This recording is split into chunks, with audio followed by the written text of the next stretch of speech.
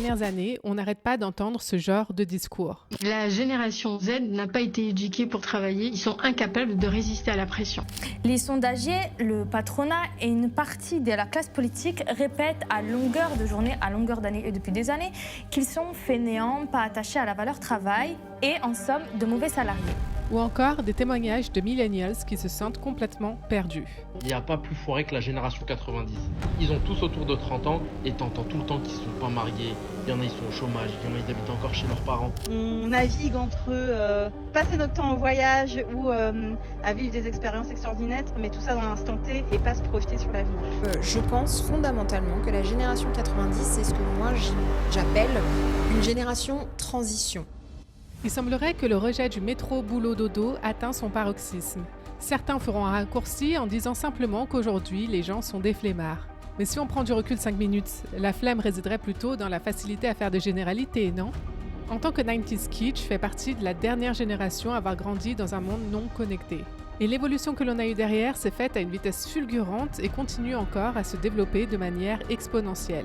Nous ne sommes pas des robots. Et bien que nous sommes des êtres qui évoluons constamment, ce serait vraiment naïf de croire que l'on peut aisément assumer le même nombre d'heures de travail qu'avant, alors que la charge de travail en elle-même s'est démultipliée et que le monde et le monde du travail ont tout simplement changé. Avant, tout était lent. Ils envoyaient des courriers qui mettaient des jours à arriver, des fax, ils n'avaient pas de téléphone portable, il était plus simple de travailler à proximité de chez soi, le travail garantissait la stabilité économique, etc.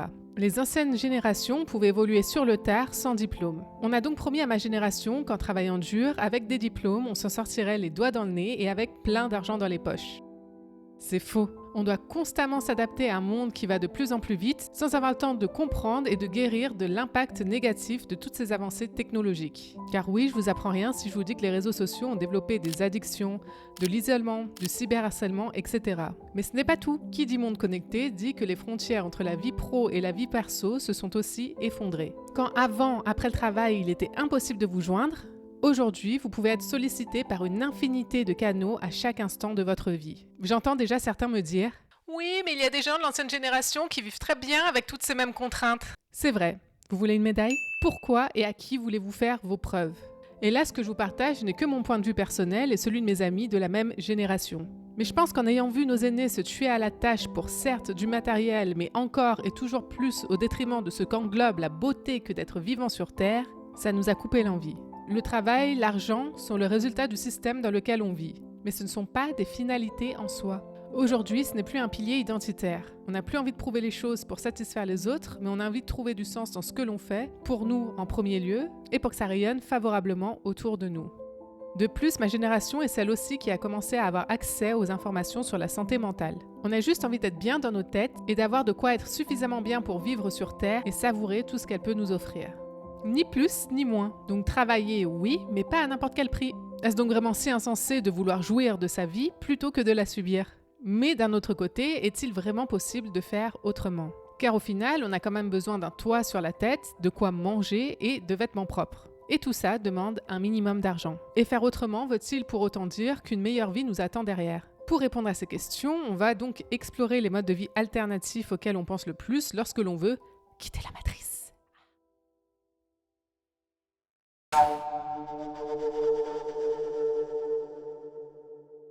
L'entrepreneuriat n'est pas un métier, c'est être à l'initiative de la création d'une activité économique. Ce qui veut dire que les domaines d'activité et la façon dont on les exploite sont très vastes. Par conséquent, je ne vais pas pouvoir toutes les représenter ici. Mais j'ai choisi de mettre en lumière celles dont on a beaucoup entendu parler ces dernières années et qui semblent être la réponse à nos besoins de liberté et financiers.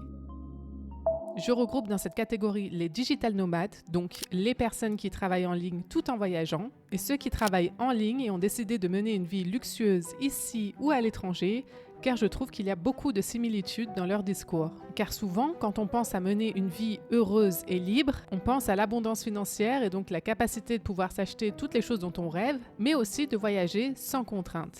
C'est sûr qu'à choisir entre travailler entre 4 murs avec vue sur un ciel gris et au bord de plages paradisiaques, Je pense que la question elle est vite répondue. et quand on commence à s'intéresser au sujet, ça n'a pas l'air d'être si compliqué que ça à réaliser, surtout justement dans le monde numérique d'aujourd'hui. Yo les gars, j'espère que vous allez bien. Je suis à Miami, je voulais en profiter pour vous faire une petite vidéo détente pour vous expliquer un petit peu comment j'en suis arrivé là, comment j'ai fait un petit peu plus de 2 millions d'euros de chiffre d'affaires à 17 ans. Imaginez-vous travailler depuis une plage en Thaïlande, un café au Vietnam ou un coworking à Bali. Je vais être sincère avec vous, devenir digital nomade en 2025 n'a jamais été aussi accessible. Ces 5 dernières années, j'ai voyagé dans plus de 26 pays, de Bali à Cape Town, au Japon, tout en travaillant, sans patron et sans horaire imposé. Avant, je pensais que c'était réservé à une élite, aux influenceurs ou aux entrepreneurs à succès, mais en réalité, c'est bien plus accessible que ce que tu ne le penses. À force d'entendre ce genre de discours, 2 types de réactions peuvent survenir. Se dire que c'est clairement de l'arnaque, que sur les réseaux, tout le monde peut faire croire n'importe quoi. Si ces personnes y arrivent, pourquoi pas moi? Et finalement, les 2 réactions sont justes. Car comme partout, il y a en effet des arnaques. Certains sont prêts à tout pour envoyer une image de vie et d'entreprise parfaite pour leur propre satisfaction, mais aussi pour générer du revenu grâce à cette image finalement basée sur du vent. Cela dit, Dieu merci, certaines personnes se sont véritablement donné les moyens de réussir et ont l'envie de partager leur expérience et leur savoir-faire au plus grand nombre. Donc oui, pourquoi pas se lancer? Malheureusement, même ces dernières ont tendance à montrer que la partie visible de l'iceberg, la réussite, le succès financier, mais rien des parties les plus laborieuses qui les ont menées à ce stade-là.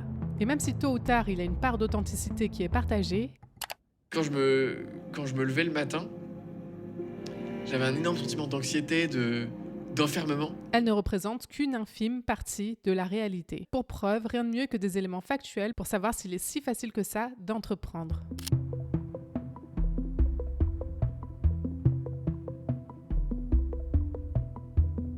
Là encore, on peut se dire que ça va. Il reste tout de même 70% des entrepreneurs qui s'en sortent. Mais...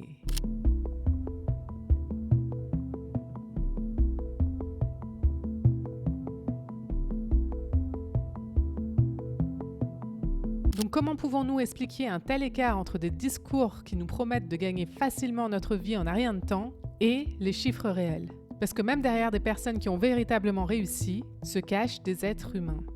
Ce que je veux vous dire par là, c'est qu'il est très simple pour nous tous de montrer nos succès et nos beaux jours en ligne. Mais qu'il est aussi bien plus vendeur de montrer ces aspects que tout ce qui est moins sexy, comme les difficultés, les dettes, l'isolement, l'incompréhension de notre entourage, le stress de faire de l'argent, les heures de travail excessives sans rien toucher, etc. Ce qui fait que bon nombre d'entre nous peut croire que l'entrepreneuriat est bien plus simple que le métro boulot dodo, grâce à la flexibilité, la liberté qu'il apporte, etc. Alors que dans les faits, il demande beaucoup plus d'heures de travail, aucune stabilité financière pendant un long moment, beaucoup plus d'anxiété, de discipline et j'en passe. Derrière chaque personne qui réussit et qui peut même prétendre à ce jour travailler uniquement quelques heures par semaine, se cache un travail acharné sur plusieurs mois, voire plusieurs années, et un nombre incalculable de sacrifices et d'inconfort. Et même s'il est vrai que ces personnes existent et qu'elles peuvent être une véritable source d'inspiration, il est important de se rappeler que ce n'est pas la norme, mais plutôt une exception. Se lancer dans l'entrepreneuriat tête baissée et en ne s'appuyant que sur les jolis discours nous fera que foncer droit dans le mur, car on ne comprendra pas pourquoi les choses n'arrivent pas aussi vite et pourquoi c'est si compliqué. La réalité, c'est qu'entreprendre est difficile et que, comme tout, c'est un chemin progressif et long qui se fait par étapes avec des hauts, des bas, des remises en question, des réajustements, des doutes, etc. Et que par conséquent, si on veut choisir cette vie-là, il nous faut avoir une raison profonde suffisamment forte pour pouvoir pleinement accepter tout ce qu'elle implique. J'aimerais également faire un focus spécial sur la vie de digital nomade pour avoir eu l'occasion de la côtoyer de près. Une fois de plus, il y a de nombreuses personnes qui le sont et qui sont heureuses de l'être. Mais dans les faits se cache une toute autre réalité très rarement partagée, mais nécessaire à connaître avant de se lancer. So for a lot of people, I think that the idea of being a digital nomad, they're attracted to it the same way they're attracted to a lot of things on the internet. It seems like a get-rich-quick type of lifestyle, where a lot of people are kind of trying to sell you the lifestyle, a fake lifestyle, a false representation of the lifestyle to get you to eventually buy something. Most of my day is still behind a computer working. A remote job isn't like a hack. Some people think that it's a hack in the sense that you can get all the benefits of a job without having to work. It doesn't work like that. Very hard to be productive when you're traveling from one place to another. Even when I was spending a month in one place, there were days lost of figuring out where to work, figuring out what I was going to eat.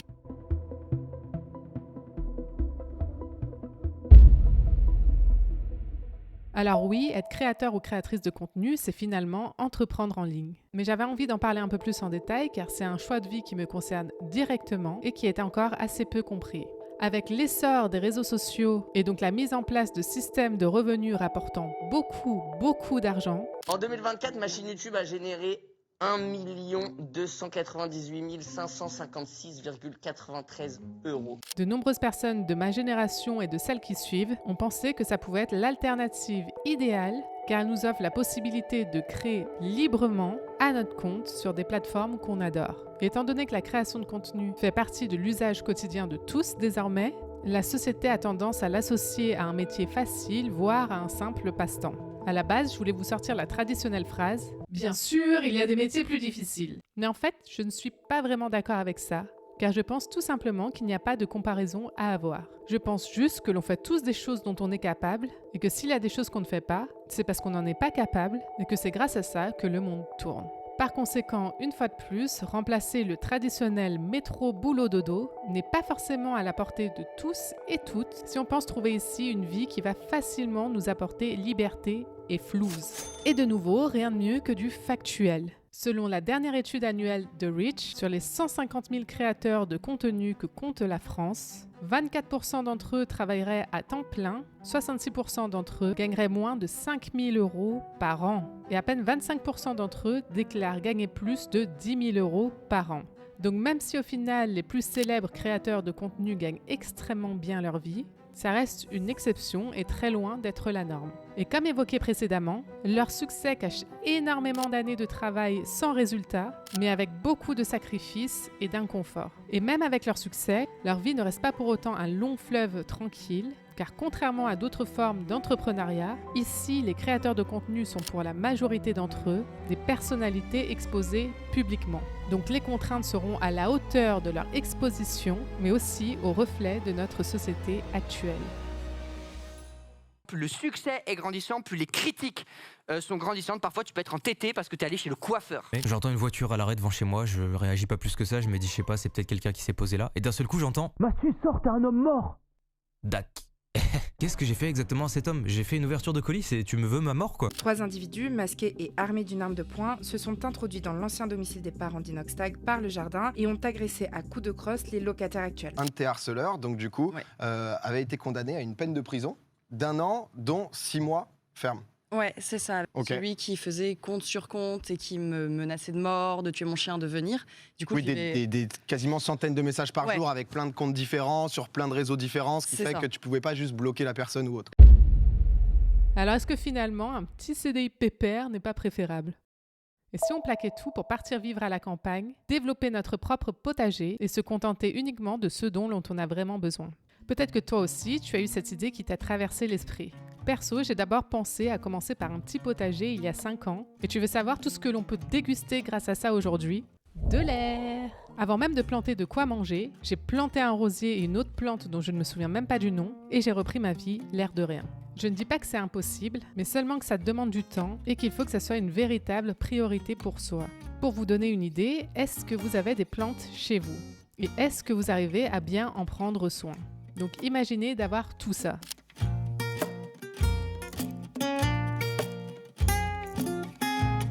Ça donne envie, hein? Mais il vous faudra clairement du temps.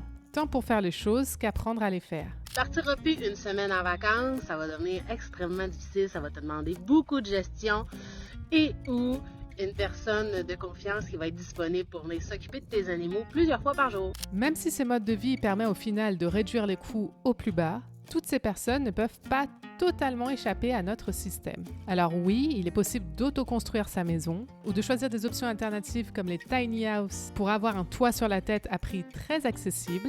Oui, acheter un terrain peut financièrement être très intéressant si l'on compare cela au logement que l'on peut trouver en ville, mais il faudra encore et toujours de l'argent. Vivre en autonomie dans la forêt, c'est bien beau, mais de quoi je vis? Eh bien, tadam, je travaille.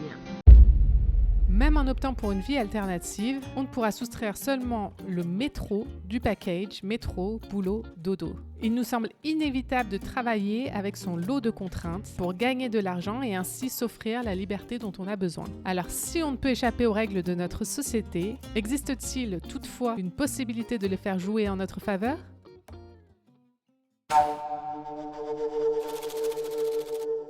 Nous venons de voir qu'il n'y a pas de voie parfaite et facile. Et même si les prochaines années pourraient nous surprendre avec la montée en puissance des IA bientôt plus compétentes que la majorité d'entre nous, le travail n'est pas prêt de nous quitter au-delà de l'aspect financier. Jean-François Dortier, sociologue, fondateur de la revue Sciences Humaines et auteur de Travail, guide de survie, raconte justement, depuis plus de 2,5 millions d'années que le genre Homo existe, nous travaillons. Nous avons dû fabriquer des outils pour chasser, tailler des silex pour le feu, bâtir un habitat, découper des peaux pour se vêtir. Toutes nos activités sont liées à notre aspect social.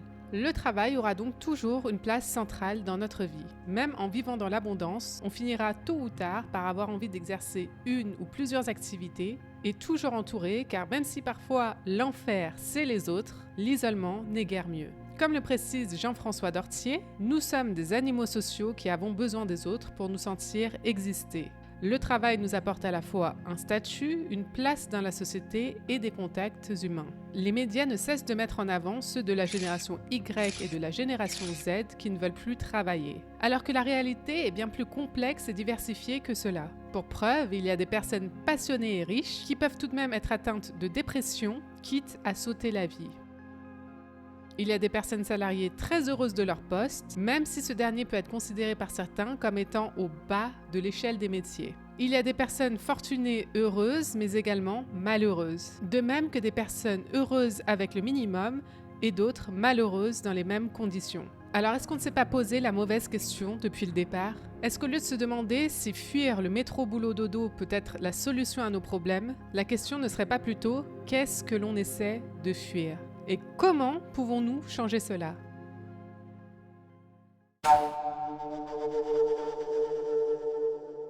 On croit à tort que c'est lorsque l'on aura telle chose, telle somme, que l'on se sentira mieux. Alors que nous avons tous pu, plus ou moins, expérimenter cette désillusion. Par exemple, en ayant voulu ce nouveau téléphone trop bien avec lequel on va pouvoir faire des choses trop chouettes. Sur le coup, on est heureux et puis après quelques jours, grand max quelques semaines, ça devient un objet de notre quotidien comme un autre. On collectionne les choses, les expériences, les relations, toujours et encore plus, en croyant que c'est ça qui va nous apporter l'épanouissement, le vrai. Alors qu'en réalité, on ne ressentira qu'un plaisir temporaire.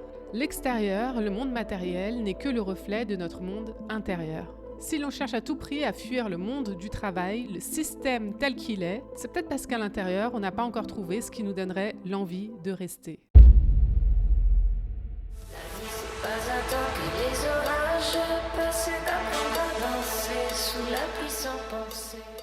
On a tous et toutes été capables d'accorder du temps à d'autres personnes, parfois même à des personnes que l'on n'aime pas. Alors est-ce que c'est si difficile que ça de s'en accorder à soi-même ? Prendre un temps pour se poser les bonnes questions et commencer à vivre la vie que l'on souhaite vraiment. Qu'est-ce que l'on fuit quand on entend métro, boulot, dodo ? La routine ?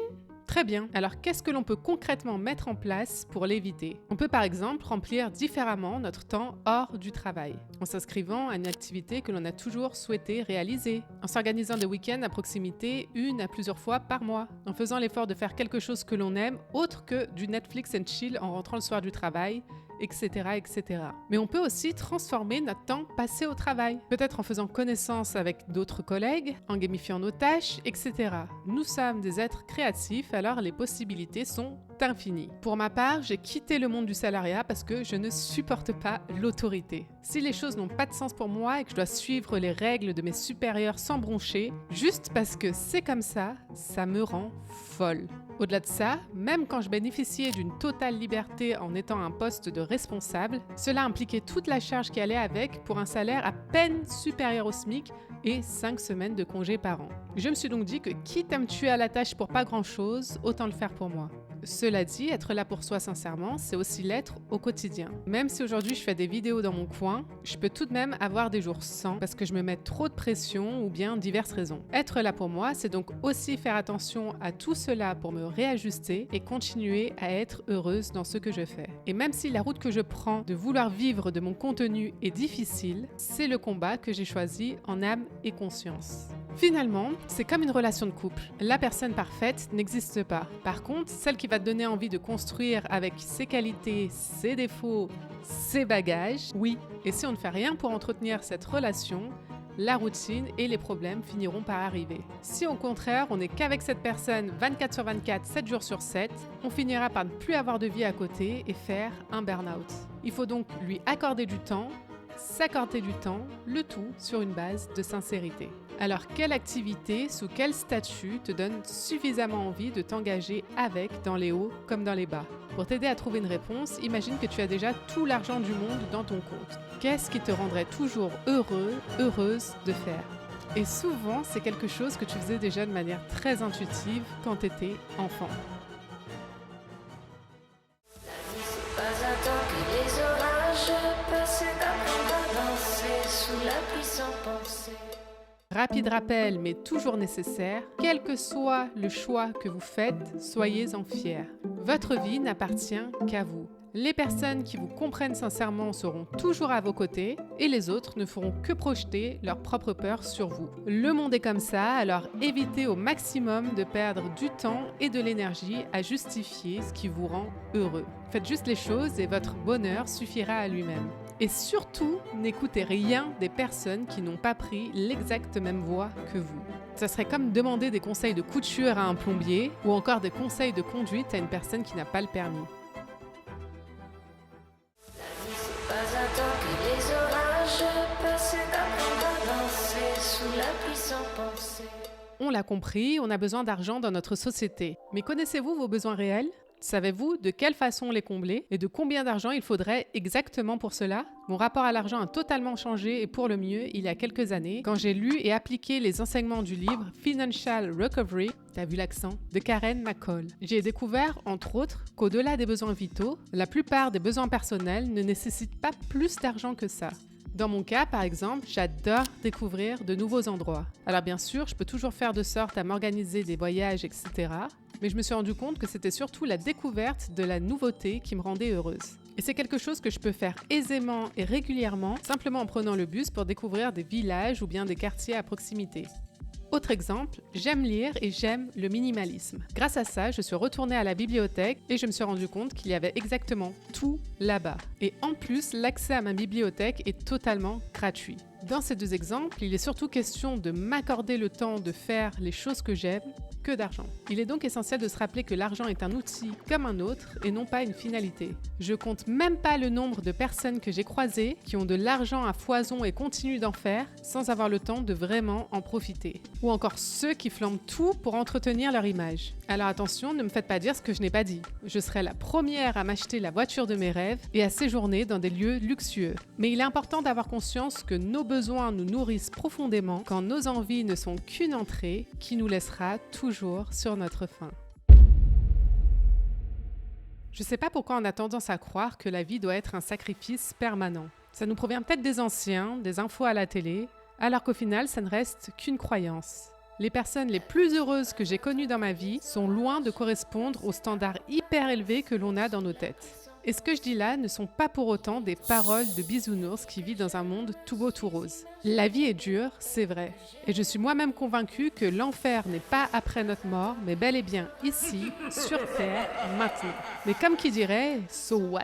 Est-ce qu'on va rester assis là à brûler dans les flammes jusqu'à qu'il ne reste plus rien de nous? Ou voir la réalité en face, qu'on est là, c'est comme ça, et dans ce cas, plutôt se mettre à danser autour du feu tout en grillant des chamallows. Alors de la même façon, profitons de tout ce que nous avons déjà, faisons de notre mieux chaque jour pour aller dans la direction qui nous correspond le plus, et à partir de là, je pense que tout se passera bien, non ?